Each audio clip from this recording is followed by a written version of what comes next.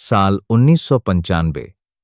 मुंबई का दादर स्टेशन, रात का समय और एक ऐसी घटना जो आज भी आरपीएफ की फाइलों में दबी हुई है। उस रात आरपीएफ जवान राजेंद्र नाइक की ड्यूटी थी। रात के 2 बजे का वक्त था। प्लेटफॉर्म नंबर 3 पूरी तरह सूना पड़ा था। हल्की हल्की बारिश हो रही थी और चारों ओर अजीब सी खामोशी थी।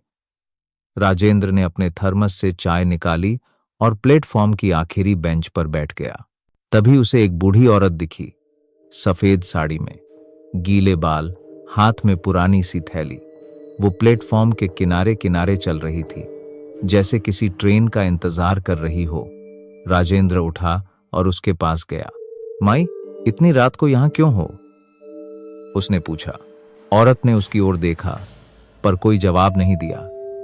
उसकी आंखें एकदम लाल थीं और चेहरा बेजान सा।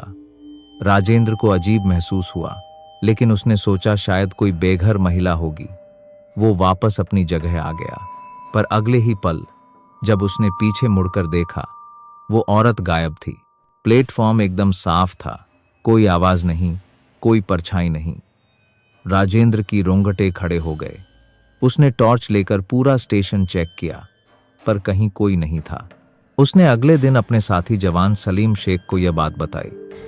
सलीम चुप हो गया, फिर धीरे से बोला, भाई, तुमने उसे देख लिया। वो यहां हर साल जून के महीने में आती है, पिछले कई सालों से। राजेंद्र चौंक गया। क्या मतलब? सलीम ने बताया कि 1992 में एक औरत ने प्लेटफॉर्म नंबर 3 पर आत्महत्या कर ली थी। वो अपने बेटे के साथ ट्रेन पकड़ने आई थी, पर बेटा ट्रेन में चढ़ गया और वो पीछे रह गई। ट्रेन चली गई और उसने खुद को सामने आती लोकल के आगे फेंक दिया। तब से हर साल बरसात के समय वो दिखाई देती है। उसी तरह, सफेद साड़ी, गीले बाल और लाल आंखें। राजेंद्र को यकीन नहीं हुआ। वो सलीम की बातों को अंधविश्वास समझता रहा, पर 3 दिन बाद कुछ हुआ जो उसकी सोच बदल दी। तीसरी रात, सबसे डरावनी रात। राजेंद्र ड्यूटी पर था और स्टेशन पर बिजली चली गई। पूरा स्टेशन अंधेरे में डूबा था। मोबाइल की लाइट से वो प्लेटफॉर्म 3 के पास पहुंचा तो देखा कि फुटओवर ब्रिज के नीचे कोई बैठा हुआ है। वो पास गया तो देखा वही औरत, लेकिन इस बार उसकी आंखें सीधी राजेंद्र की आंखों में झांक रही थीं। उसका चेहरा खून से सना हुआ था और मुंह से फुसफुसाहट सी आवाज निकल रही थी, मेरा बेटा, मेरी ट्रेन। राजेंद्र ने डर के मारे आंखें बंद कर लीं। जब खोलीं तो वहां कुछ नहीं था, लेकिन उसके हाथ में कुछ था।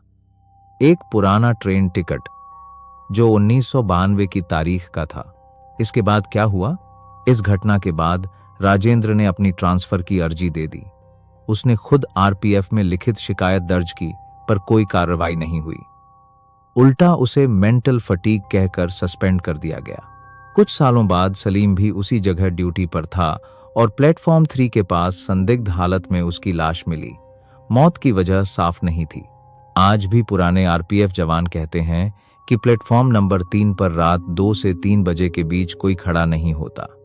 सीसीटीवी कैमरे खुद बंद हो जाते हैं।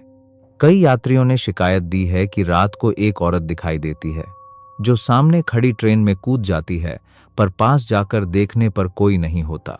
क्या है सच्चाई? कुछ लोग कहते हैं ये बस मानसिक थकावट है, कुछ इसे महज संयोग मानते हैं, लेकिन जो लोग वहां रात में ड्यूटी पर होते हैं उनके लिए ये कोई कहानी नहीं, बल्कि एक डरावना सच है।